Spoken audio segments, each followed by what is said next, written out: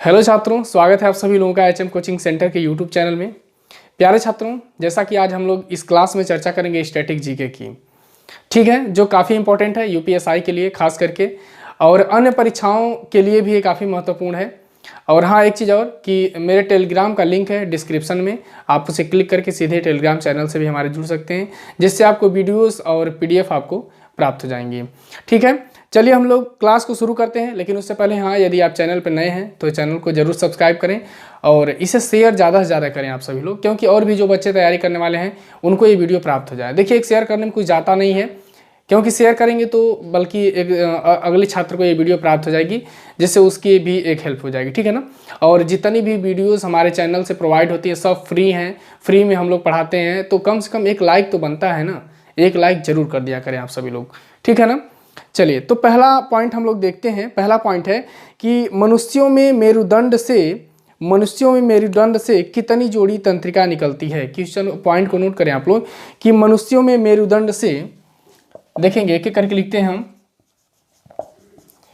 मनुष्यों में मेरुदंड से कितनी, मनुष्यों में मेरुदंड से कितनी, प्रश्न है आपका कि मनुष्यों में मेरुदंड से कितनी जोड़ी तंत्रिका निकलती है। कितनी जोड़ी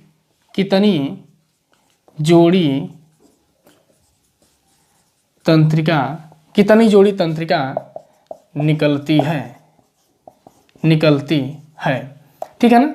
देखेंगे आप, प्रश्न कह रहा है कि मनुष्यों में मेरुदंड से कितनी जोड़ी तंत्रिका निकलती है, तो इसका उत्तर होगा आपका 31। कितना आपका 31 जोड़ी। कितना जोड़ी 31 जोड़ी तंत्रिका निकलती है। ठीक है ना। नेक्स्ट अगला है आपका कि कोशिका के भीतर श्वसन का केंद्र होता है। अगला पॉइंट नोट करें आप सभी लोग कि कोशिका के भीतर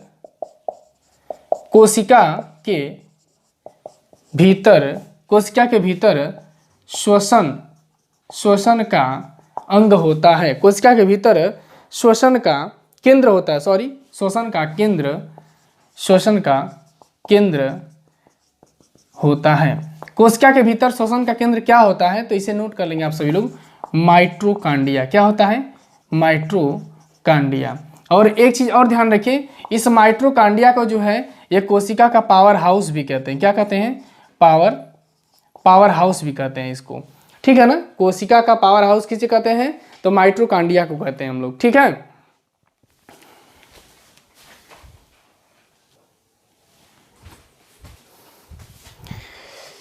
चलिए, इसे नोट करें आप सभी लोग कि कोशिका के भीतर श्वसन का केंद्र होता है, तो क्या होता है आपका?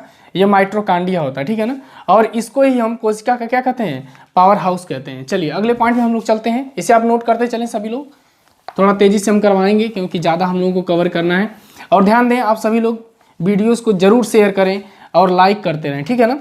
नेक्स्ट अगला है आपका, देखेंगे यहाँ पे अगला है कि अमरूद अंगूर, प्रश्न है नोट करें इसे, कि अमरूद अंगूर शरीफा तथा टमाटर के खाने योग्य भाग है। पॉइंट कह रहा है कि अमरूद अंगूर तथा शरीफा के खाने योग्य शरीफा के खाने योग्य भाग है। यह प्रश्न कह रहा है कि अमरूद अंगूर तथा शरीफा के खाने योग्य भाग है। क्या है पॉइंट? यहाँ पे देख लेंगे आप सभी लोग, प्रश्न को देखेंगे कि अमरूद अंगूर तथा शरीफा के खाने योग्य भाग क्या है, तो इसे हम लोग कहते हैं, कौन सा भाग है इसका? तो ये भाग होता है फल भित्ति। क्या होता है? फल भित्ति। नोट कर लेंगे आप सभी लोग, फल भित्ति। हाँ, नोट करते चले, फल भित्ति होगा। ठीक है ना। कि अमरूद अंगूर शरीफा तथा टमाटर के खाने योग्य भाग क्या कहलाते हैं? ठीक है ना। हाँ, फल भित्ति कहलाते हैं अमरूद अंगूर शरीफा तथा टमाटर। टमाटर इसमें लिख लेंगे आप सभी लोग, टमाटर, अमरूद अंगूर तथा शरीफा, और टमाटर भी है आपका। टमाटर के जो खाने योग्य भाग होता है वो क्या कहलाता है? फल भित्ति कहलाता है। नेक्स्ट अगले पॉइंट पे चलेंगे। हाँ, अगला पॉइंट है आपका कि आम, पपीता तथा बेर के खाने योग्य भाग हैं। अगला है कि आम, पपीता तथा बेर के खाने योग्य, बेर के खाने योग्य भाग है। यानी कि आम और पपीता तथा बेर का जो खाने योग्य भाग होता है उसे हम क्या कहते हैं, ये प्रश्न कह रहा है। तो उसको हम लोग कहते हैं क्या, मध्य फल भित्ति। क्या कहते हैं, मध्य फल भित्ति, मध्य फल भित्ति कहते हैं। हाँ, आम पपीता तथा बेर के खाने योग्य भाग को मध्य फल भित्ति कहते हैं। ठीक है, चलिए अगला लिखेंगे फूल गोभी। अगला है कि फूल गोभी का खाने योग्य भाग है, फूल गोभी का खाने योग्य भाग है। ठीक है ना, देखेंगे कि फूल गोभी का खाने योग्य भाग क्या कहलाता है, प्रश्न ये भी करता है, या फूल गोभी का खाने योग्य भाग क्या है। ठीक है ना, तो इसका फूल गोभी का हम लोग क्या कहते हैं, अब यहाँ देख लेंगे। फूल शब्द है ना, यानी कि उसके पुष्प क्रम को हम लोग खाते हैं। किसको खाते हैं, पुष्प क्रम। यहाँ लिख देंगे पुष्प क्रम, यानी कि फूल गोभी का हम लोग कौन सा भाग खाते हैं, तो पुष्प क्रम खाते हैं हम लोग। ठीक है ना, चलिए अगला है। अगला प्रश्न क्या कह रहा है, आप देखेंगे कि हल्दी में पीला रंग का कारण है। नोट करें प्रश्न को, हल्दी में पीला रंग का कारण है। हल्दी में पीला रंग का कारण है, यह प्रश्न कह रहा है। तो हल्दी में पीला रंग का कारण हो जाएगा कुरकुमीन। क्या हो जाएगा, कुरकुमीन हो जाएगा। इसे आप सभी लोग नोट कर लें कि हल्दी में पीला रंग का कारण क्या है, तो कुरकुमीन है आपका। ठीक है ना, चलिए इसका स्क्रीनशॉट लें या इसे आप नोट कर लें। चलिए मैं इसे मिटा दे रहा हूं। ठीक है ना, ये पूरा पॉइंट आप सभी लोग नोट करते चलें, क्योंकि ये परीक्षा के दृष्टिकोण से काफी इंपॉर्टेंट है। ठीक है, मोस्ट इंपॉर्टेंट है ये यूपीएसआई के लिए। आप इसे एकदम नोट कर ले तुरंत। ठीक है ना, और एक अच्छी सी नोट भी आप सभी लोग बनाएंगे। नेक्स्ट अगला लिखेंगे आप कि टमाटर में लाल रंग का कारण है। देखिए प्रश्न क्या कह रहा है, आप लोग टमाटर खाते होंगे, देखते होंगे कि टमाटर में लाल रंग का कारण क्या है। तो लिखेंगे यहां पर इसको, टमाटर में लाल रंग का कारण है। टमाटर में लाल रंग का कारण क्या है, हाँ टमाटर में लाल रंग का कारण क्या है, तो ये होता है लाइकोपीन के कारण। किसके कारण होता है, लाइकोपीन के कारण होता है। लाइकोपीन लिखेंगे आप सभी लोग, लाइकोपीन के कारण टमाटर कैसा होता है, हाँ लाइकोपीन के कारण जो है ये टमाटर लाल होता है। ठीक है ना, टमाटर का रंग लाल होता है लाइकोपीन के कारण। और एक चीज ध्यान दें कि टमाटर के बीज में ऑक्जेलिक अम्ल पाया जाता है। क्या पाया जाता है, ऑक्जेलिक अम्ल पाया जाता है। और यह ऑक्जेलिक अम्ल जो होता है यह किडनी की पत्थरी बनाता है। क्या बनाता है, किडनी की पत्थरी बनाता है ये, क्योंकि इसे हम इसमें जो है कैल्शियम ऑक्जेलेट भी होता है, जो क्या करता है, किडनी की पत्थरी बनाने में बहुत इसका योगदान होता है। ठीक है, इसे आप नोट कर लेंगे। ठीक है, यहाँ पॉइंट यही है आपका कि टमाटर में लाल रंग होता है किसके कारण, तो लाइकोपीन के कारण होता है। चलिए अगले पॉइंट पे हम लोग चलते हैं। हाँ अगला पॉइंट है कि अदरक तथा आलू के खाने योग्य भाग हैं। बहुत महत्वपूर्ण है ये आपका कि अदरक तथा आलू के खाने योग्य भाग हैं। अदरक तथा आलू के जो खाने योग्य भाग हैं उसे हम लोग क्या कहते हैं, यह प्रश्न कह रहा है कि अदरक तथा आलू के जो खाने योग्य भाग हैं उसे क्या कहते हैं। तो ध्यान दें आप सभी लोग, हाँ नोट कर लें कि अदरक तथा आलू के खाने योग्य भाग हैं, ये तना होता है, तना क्या हो जाएगा, तना। यहाँ देखिए प्रश्न करता है कि आलू कहाँ होता है, ये भी प्रश्न करता है आलू किस में होता है, पेड़ के किस भाग में आलू होता है। तो ध्यान दें तने में होता है। आलू किस में फलता है, तने में फलता है। ठीक है ना, और अदरक तथा आलू ये दोनों कहाँ फलते हैं, ठीक है ना, तने में। ठीक है, नेक्स्ट अगला है आपका,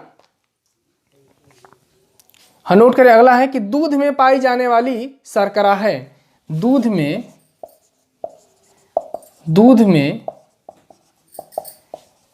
पाई जाने वाली शर्करा है।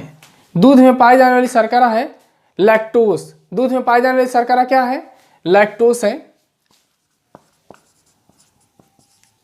दूध में पाई जाने वाली शर्करा लैक्टोज, लैक्टोज भी लिखते हैं, लैक्टोज भी लिखते हैं, ठीक है ना, ये सही होगा आपका। यानी कि दूध में पाई जाने वाली शर्करा क्या है? लैक्टोज है। और एक चीज और ध्यान दें कि दूध की शुद्धता को हम लोग किस में मापते हैं? तो लैक्टोमीटर में मापते हैं। किस में मापते हैं?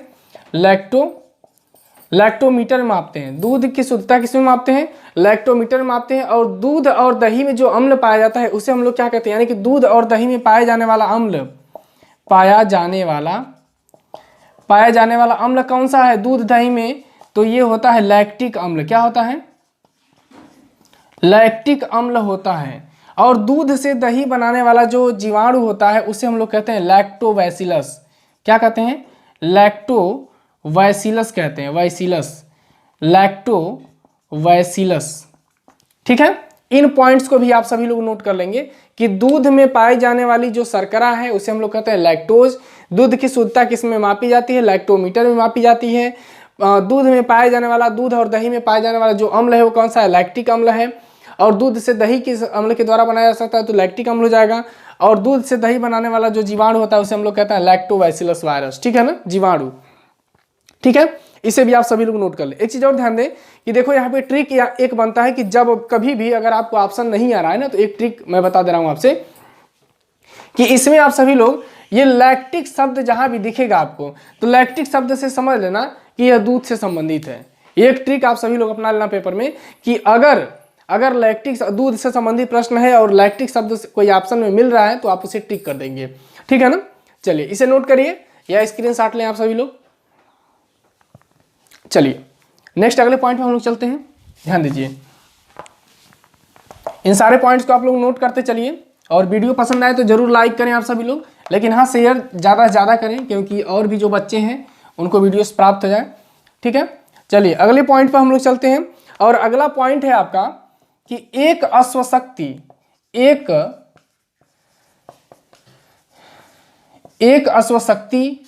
कितने के बराबर होती है, या एक अश्वशक्ति का मान। प्रश्न कह रहा है कि एक अश्वशक्ति का मान होता है, एक अश्वशक्ति बराबर होती है कितने के? तो लिख लेंगे 746 वाट। कितना? 746 वाट। यानी कि एक अश्वशक्ति बराबर होता है कितने के? 746 वाट के बराबर होता है। ठीक है ना, इसे नोट कर लें आप लोग। एक हार्स पावर कितने के बराबर? 746 वाट। चलिए नेक्स्ट अगला प्रश्न कह रहा है आपका कि जल का घनत्व अधिकतम तथा आयतन न्यूनतम होता है। प्रश्न कह रहा है कि जल का घनत्व अधिकतम तथा आयतन न्यूनतम होता है। जल का घनत्व अधिकतम तथा आयतन न्यूनतम होता है तो लिख लेंगे आप लोग 4 डिग्री सेल्सियस। ठीक है ना, 4 डिग्री सेल्सियस पे क्या होता है? आयतन जो होता है ये न्यूनतम होता है और घनत्व क्या होता है? ये अधिकतम होता है। ठीक है ना, ध्यान दें आप सभी लोग कि जल का घनत्व, प्रश्न पूछता है कि जल का घनत्व कितने डिग्री पर अधिकतम होता है? जो 4 डिग्री सेल्सियस पे जो है ये जल का घनत्व अधिकतम होता है। और आयतन क्या होता है? ये सबसे कम होता है 4 डिग्री सेल्सियस पे। चलिए अगला पॉइंट से आपका कह रहा है कि मूल रंग कहलाते हैं। मूल रंग, प्रश्न बहुत महत्वपूर्ण है ये। मूल रंग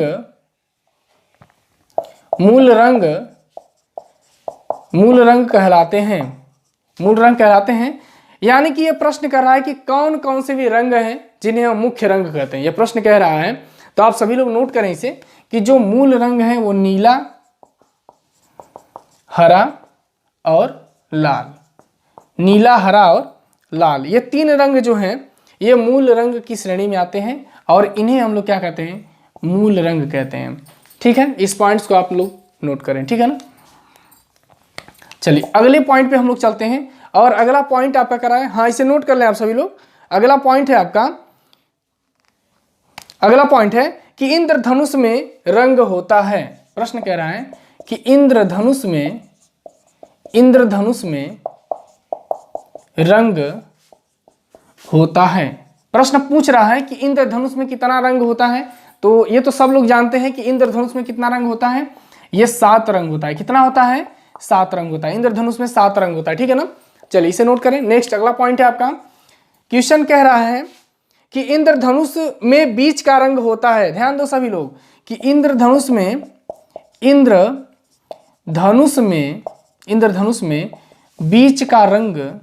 बीच का रंग होता है। इंद्रधनुष में बीच का रंग क्या होता है, यह प्रश्न कह रहा है। तो ध्यान दो सभी लोग कि इंद्रधनुष में जो बीच का रंग होता है ना, वो हरा होता है। क्या होता है, हरा होता है। और एक पॉइंट और जान लें आप सभी लोग कि रंगों का विभाजन किसके आधार पर हम लोग करते हैं, तो तरंग दैर्घ्यता के आधार पर करते हैं। लिख लें आप सभी लोग इसको कि प्रकाश का रंग निश्चित होता है। लिखेंगे पॉइंट अगला है कि प्रकाश का रंग निश्चित होता है। प्रकाश का रंग निश्चित होता है तो तरंग दैर्घ्य द्वारा, किसके द्वारा, तरंग दैर्घ्य द्वारा, यानी कि रंगों का निर्धारण किसके द्वारा होता है, तो हम तरंग दैर्घ्यता के आधार पर जो है ये रंगों का विभाजन करते हैं। ठीक है। चलिए नेक्स्ट अगला पॉइंट है कि अगला पॉइंट कह रहा है आपका कि किस किरण की वेधन क्षमता सर्वाधिक होती है। इसे आप नोट कर लें, पहले इसे नोट करें आप सभी लोग। चलिए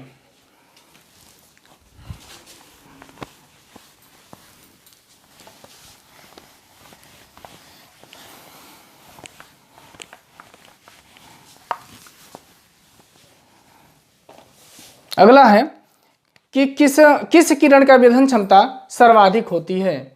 ठीक है ना, किस किरण की वेधन क्षमता सर्वाधिक होती है। किस किरण की वेधन क्षमता जो होती है वो सर्वाधिक होती है। तो आप लोग जानते हैं कि अल्फा बीटा गामा 3 किरणें होती हैं, और अल्फा बीटा गामा में देखेंगे अगर आप सभी लोग तो गामा किरणों की वेधन क्षमता क्या होती है, सर्वाधिक होती है। गामा किरणों की वेधन क्षमता क्या होती है, चलिए गामा किरणों की वेधन क्षमता जो होती है ये सर्वाधिक होती है। ठीक है। अगला पॉइंट हम देखेंगे। अगला प्रश्न कह रहा है आपका, अगला प्रश्न है, हाँ नोट करें आप सभी लोग। अगला प्रश्न कह रहा है कि द्रव अवस्था में पाया जाने वाला धातु है। बहुत इंपॉर्टेंट पॉइंट है ये कि द्रव अवस्था में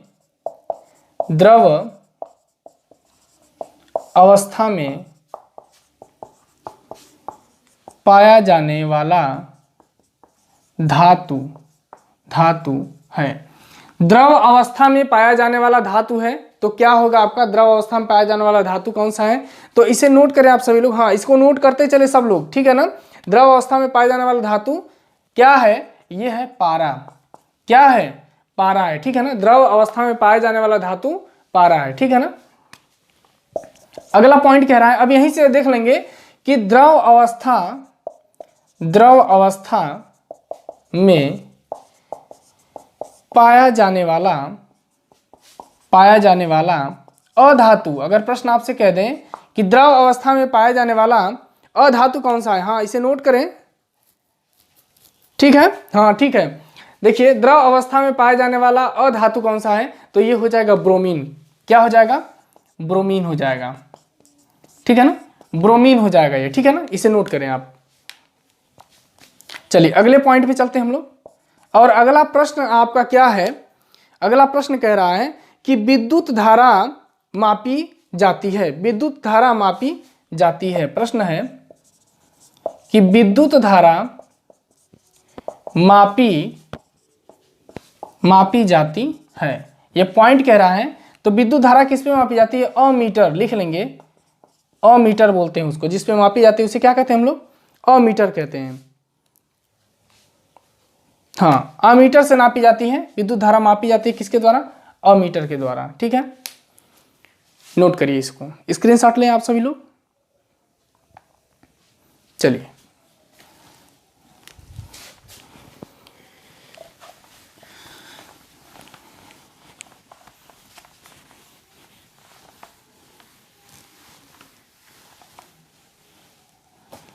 अगला प्रश्न है आपका कि शुष्क बर्फ है, शुष्क बर्फ है, प्रश्न पूछ रहा है आपसे कि शुष्क बर्फ है, तो शुष्क बर्फ क्या है इसको नोट करें आप सभी लोग।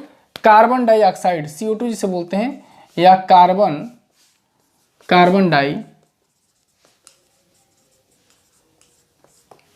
डाइऑक्साइड को हम लोग क्या कहते हैं, शुष्क बर्फ कहते हैं, ठीक है। कार्बन डाइऑक्साइड को क्या कहते हैं, शुष्क बर्फ। इसे ठोस कहेंगे आप सभी लोग, ठोस कार्बन डाइऑक्साइड। ठोस कार्बन डाइऑक्साइड क्या कहलाती है, शुष्क बर्फ कहलाती है। ठोस कार्बन डाइऑक्साइड शुष्क बर्फ कहलाती है। हाँ सही है। अगला नोट करेंगे आप सभी लोग कि तत्व का सबसे छोटा भाग कहलाता है, तत्व का सबसे छोटा भाग, सबसे छोटा भाग कहलाता है।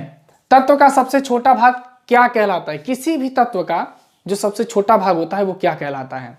तो यहां आप लोग बताएंगे, देखिए तत्व में देखेंगे आप लोग, अणु होता है, परमाणु होता है, नाभिक होता है, लेकिन ये पूछ रहा है ये किसी तत्व का सबसे छोटा भाग क्या कहलाता है, परमाणु कहलाता है। क्या कहलाता है, हाँ परमाणु कहलाता है, सही है। अगला लिखेंगे आप सभी लोग कि इलेक्ट्रॉन की खोज की थी, प्रश्न कह रहा है कि इलेक्ट्रॉन की खोज की थी, किसने की थी, इलेक्ट्रॉन की खोज किसने की थी, ठीक है। तो इसे नोट करेंगे,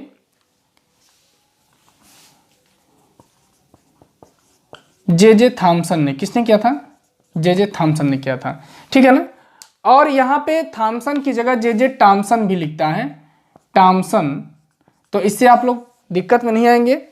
हाँ जे थॉमसन ने, ठीक है ना। और ध्यान दें इसका एक फार्मूला होता है कि ईट पर नाचय, ध्यान दीजिए, ई से हो जाएगा इलेक्ट्रॉन और टी से हो जाएगा जे थॉमसन, प से हो जाएगा प्रोटॉन और आर से हो जाएगा, र से हो जाएगा रदरफोर्ड। यानी कि प्रोटॉन की खोज किसने की, रदरफोर्ड ने। ना से हो जाएगा न्यूट्रॉन और च से हो जाएगा चैडविक। यानी कि न्यूट्रॉन की खोज किसने की, तो चैडविक ने की, ठीक है ना। इसे आप नोट कर लें।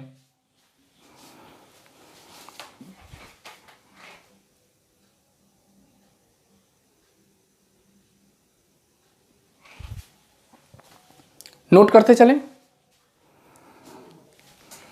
चलिए